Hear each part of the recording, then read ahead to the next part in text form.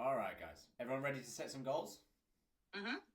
Fabulous. So, this goal setting session is one that I do pretty much every year at this point because I think if you can get really clear on what it is you actually want to do in the first part of 2025, and you set some goals that really excite you, now, to be honest, scare you a little bit, and you actually have a mechanism of which you can see you're going to achieve it, you're going to stay on track much easier.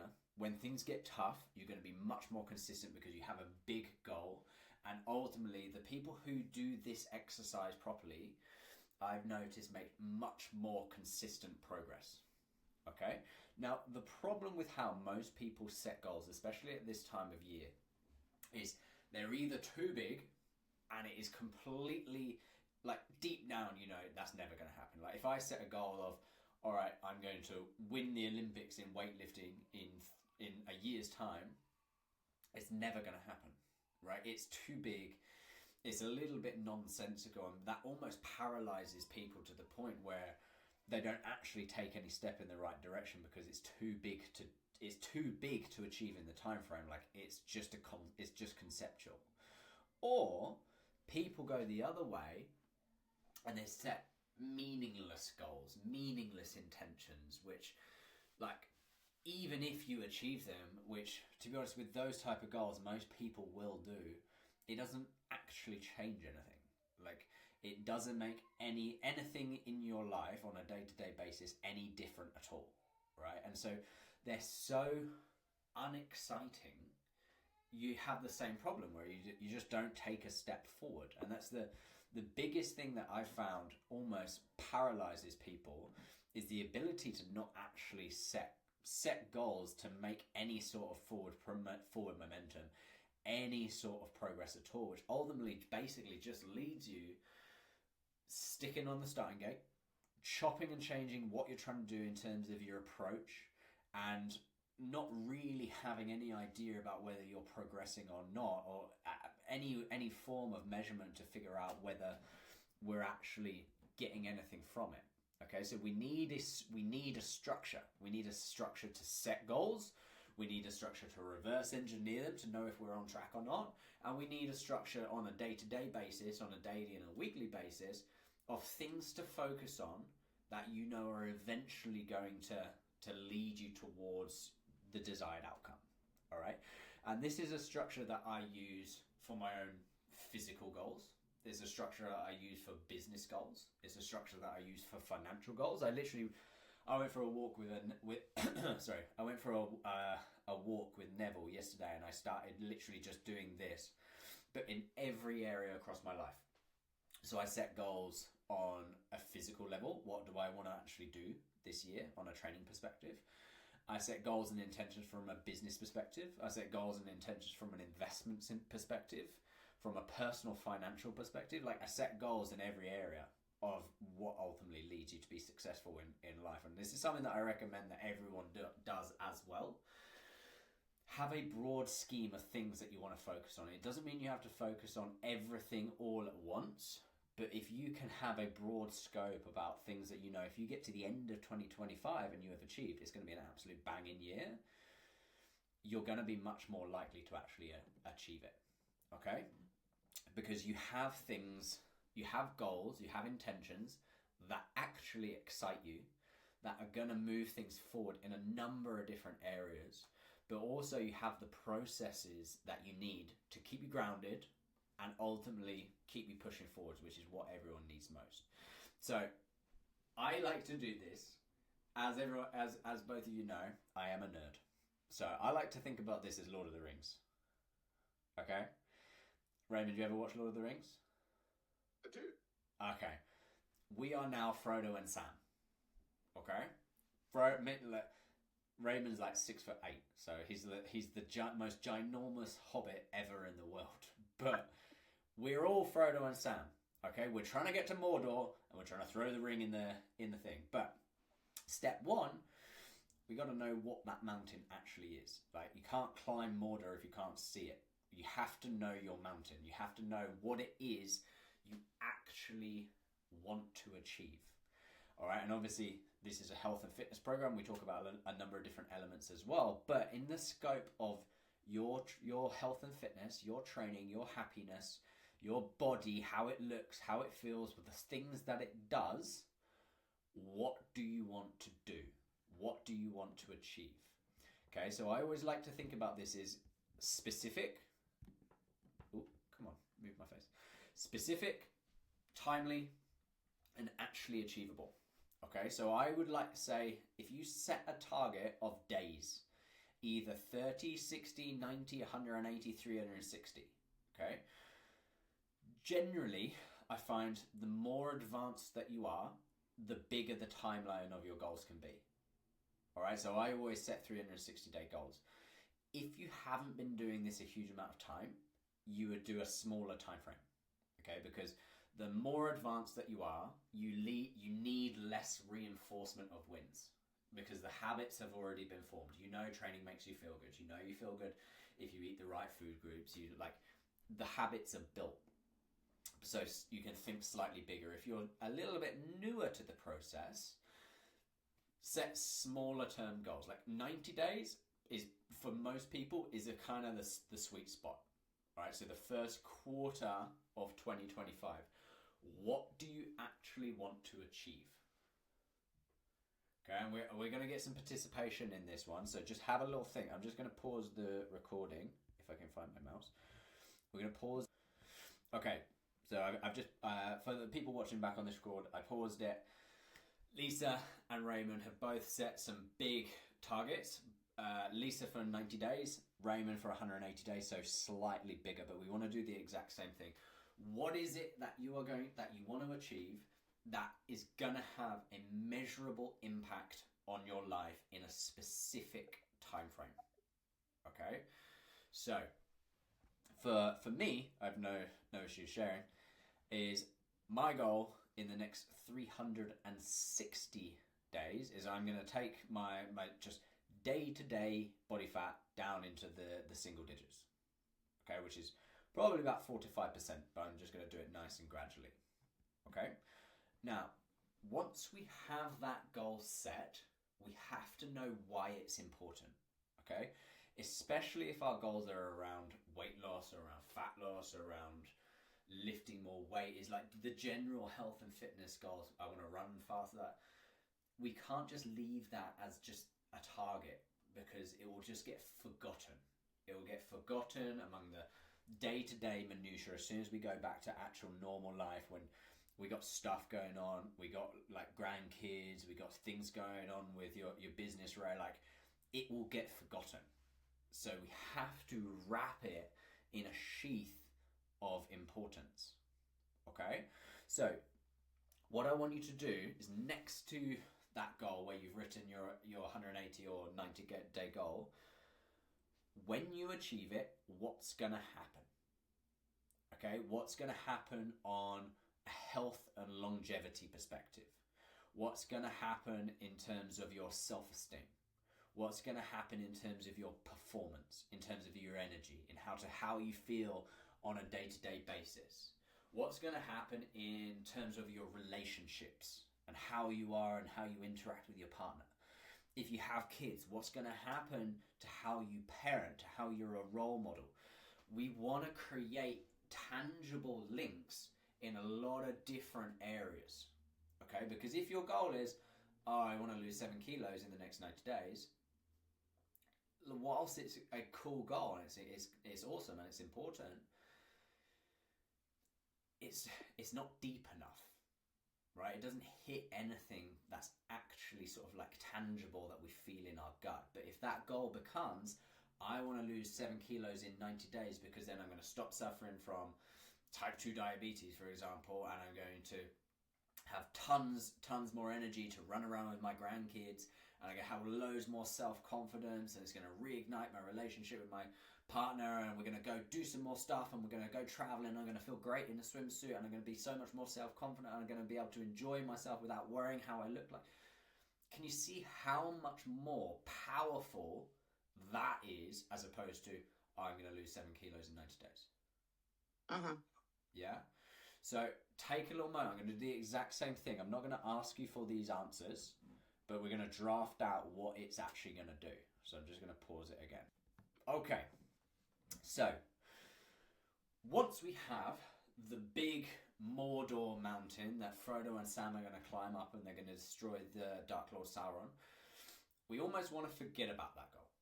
It's sometimes the goals are too big, especially if you have a longer time frame of 180, 360 days. They're too big. They're too important. They're too powerful. If we fixate on the top of that mountain consistently, all that's going to happen is we're not actually going to feel like we're moving any closer towards it. Okay, because you can, if you're looking at the top of the mountain, it's miles away. Doesn't matter how many steps towards it you're going to take, is you're still going to feel that you're far away. Okay, so we need to set some base camps, some periodic times where we are going to stop, we're going to congratulate ourselves, and we're going to reflect.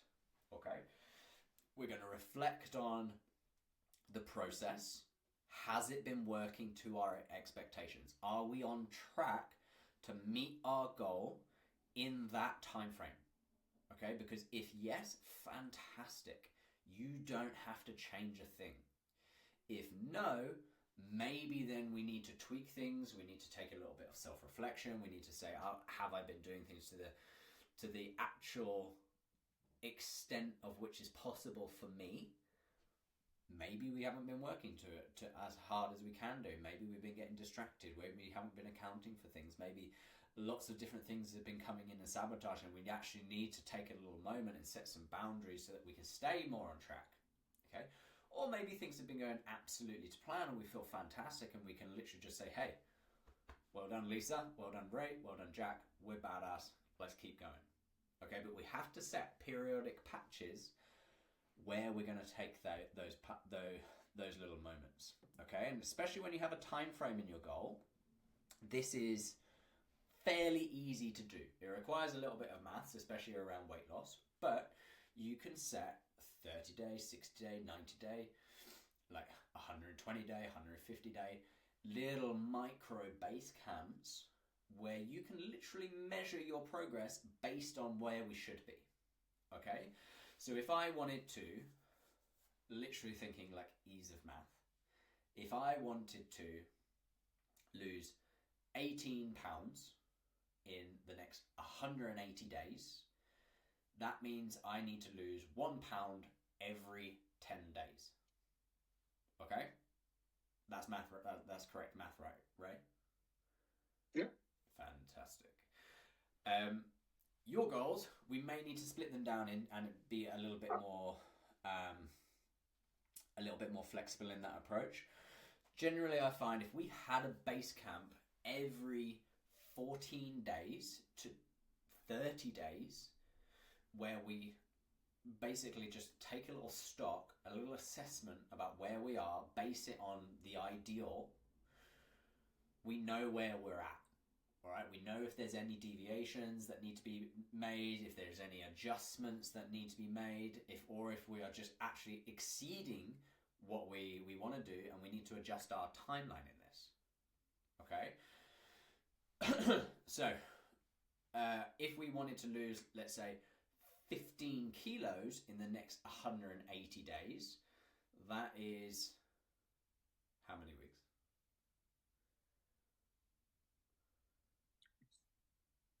How many weeks is that? How many did you say, Jack? So if we wanted to lose 15 kilos in the next 180 days, I think that's 24 weeks. Or 25, yeah. So we need to be averaging a loss of about 0.6 kilos per week in order to reach that goal in the established timeline. Does that make sense? Mm. So if we wanted to lose 7 kilos in the next 90 days, which is 12 weeks, we know we need to be losing about the same, about 0.55 to 0.6 kilos per week to hit that in the timeline. But you can literally map this out from this day until the end of the target date, and you can have that almost as like a master log of where we need to be and where we need to hit. If I wanted to take my bench press from 100 kilos to 120 kilos in the next 180 days, I know that in week 1, I need to be 120. Week 2, I need to be 121. Week 3, I need to be and you literally have it there. So every time that you go and you have a little test, whether that jumping on the scale or measuring your body fat or doing a little bit of strength testing or doing a 5K, is you know whether we're lagging behind that ideal and we need to speed things up, or if we're actually ahead and we can address the timelines. But creating those little base camps, it gives you the checkpoints that you need to know if you're ultimately on track or not. That all makes sense? Yeah. Perfect. So I would say that after this, let's literally draft that out. All right. From now, if we did it 2-week base camps, or once every 4-week base camps. If it's a 3-month goal, we know that's 3 points, 3 splits. If it's a 6-month, we know it's 6 splits. Okay. But then we need to reverse that down even further, because we don't want to just leave these targets as conceptual. We want to have what we have to focus on a day-to-day basis. Okay, because all of us know, bodies progress slowly and irritatingly. And so if we're always fixating on the next step or the next base camp or the next thing in the future, firstly, we never actually appreciate the hard work that we are doing. And secondly, I've seen it before where people get so fixated on the point of which they're going to get to, they actually stop doing the things that are going to get them there. They stop doing the actions in the hope that is eventually going to come. Okay, so we need to reverse it down to the day-to-day steps or the week-to-week steps that, when repeated, are eventually going to get you to that first base camp and is eventually going to get you to the top of that mountain. Okay? So what does your route look like? What do we need to be focusing on through the week, from a training perspective, from a nutrition perspective, from a lifestyle perspective, from a movement, low level movement perspective? Like, what is the one, I'd say 1 to 4 things that you can do on a daily basis that is gonna get you towards that goal? Okay, so that could be like, all right, I'm going to be training with a proper structure in the gym 4 times a week. I'm going to hit 200 grams of protein every single day, regardless about what's going on. I'm going to make sure that twice a day or once a day, I get out and I go for a walk. Like, figuring out what the actual crucial elements are for you is just going to almost strip away the noise. It's going to strip away all the, I could do this, or I could focus on that, or I could do this class, or I could try that diet, or I could have all of these things potentially that may work.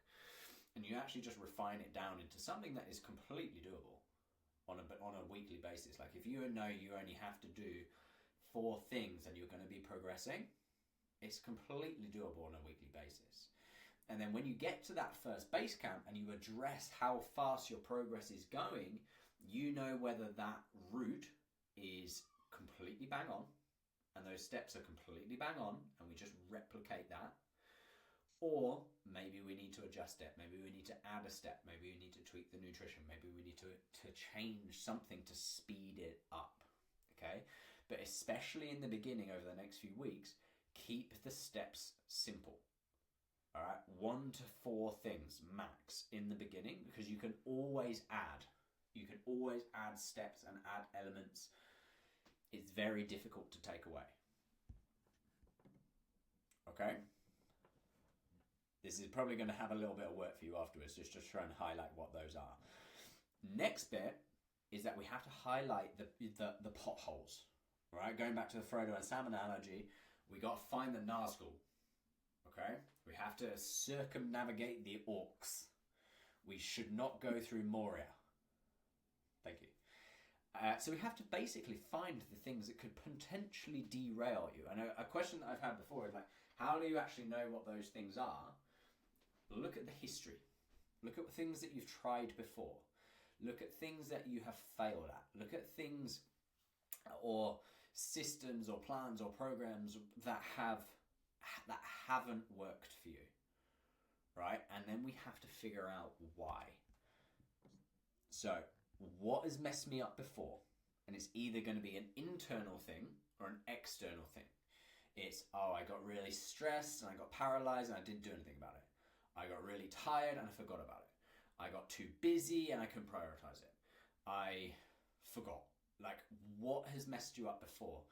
Internal characteristics or emotions or feelings or thoughts, what stopped you from progressing, okay? Or potentially it's external. I hung out with this friend and it ruined me for a week. I went out on a night out and I got too squiffy and I was hungover for a week, and then that messed me up for a good 4 weeks and I couldn't get my flow. Like, there can be external situations. Like, I'm not a massive proponent of using those as excuses, but there has been before, like, for everybody. So what has messed you up? Okay, and if you can come up with, do a little bit of deep internal work and start thinking, be like, all right, what is all of the things in my entire history that has thrown me for a loop? What was the reason behind it? And then most importantly, if you could go back in time and relive it with the sole focus and the sole target of letting it not mess you up, how would you have done that? Right? Would you have reached out to a friend or a coach? Would you have would you have got a little bit more organized about it? Would you have like asked for help? Would you have written some stuff down and done some journaling? Like, what could you have done to fix it? Because if you can create fixes for all the things that has messed you up in the past, they will never mess you up again, because you have the antidote, you have the cure. And then there is a potential that new things will arise, but then that's where I come in, because I can help you through those, right? The old things, the old potholes, they are the tricky spot, because mostly they're invisible, because we've forgotten about them. So we have to bring them into the light. We have to highlight them, because the only way that they mess them up is if you literally cannot see them. Okay? And then final step 5 in our big goal setting extravaganza. Who do you have to become in order to, number 1, do those actions? Number 2, do those actions consistently. And number 3, achieve the goal, but without it having to be a big achievement. Who do you have to be? What values, beliefs, actions, investments do you need to create? And what values, beliefs, actions, investments, and how you spend your time do you need to destroy? Okay, because if 2024 you achieved all your goals, I'm 100% certain you would be able to look back in your diary and you'd be able to look back at your bank balance and be able to highlight why. Okay, because if we invest time and we invest resources, we instinctively place importance upon it. Likewise, if in 2024 you did not achieve your goals, I am 100% certain that I could look at your diary of 2024 and your bank balances of 2024 and highlight why. You have probably placed your time and your money into things that don't serve you and don't push you closer towards achieving your goals. Okay, so who is it that you have to become to take yourself to the next level, to become the you 2.0, right? What skin do we have to shed like a snake to become the next version of ourselves? Okay? And we need to draft this out across thoughts, beliefs, actions, things that you need to create, things that we need to destroy. Okay? And also, probably first thing on the list, things that most people need to create is the bravery to change. Because that's something that I personally really struggled with in the past, is change. Because it's scary. Okay? And then step 6, don't quit. All right? The only way that you fail is if you stop. Is if you stop trying, is if you stop caring, is if you stop pushing towards it, is any step, whether it be a centimeter or a mile, is progress. Okay? And if you can have the bravery to almost redefine what failure is and say, failure is not a week where I don't progress. Failure is not messing up on my food. Failure is not missing a workout. Failure is not like any of that stuff. Failure is admitting to myself that I am quit, that I'm not doing this anymore. That's the only way that you will ever fail in this. So we just need to have the feelings. Because like, if the last year has taught me anything, is like there's going to be incredible highs. There's going to be periods in this year which are absolutely fantastic and you feel like you're flying and everything is easy and we're winning. There's also going to be incredible lows where everything feels too much. Everything is too stressful. It's impossible. All of those patches are periodic. Like, they will pass. And if you can have those patches and keep moving forwards and keep prioritizing yourself and not let things fall off track, you will achieve everything that you want in this year. Any questions? No, No? I'm just gonna... no. Got lots of notes.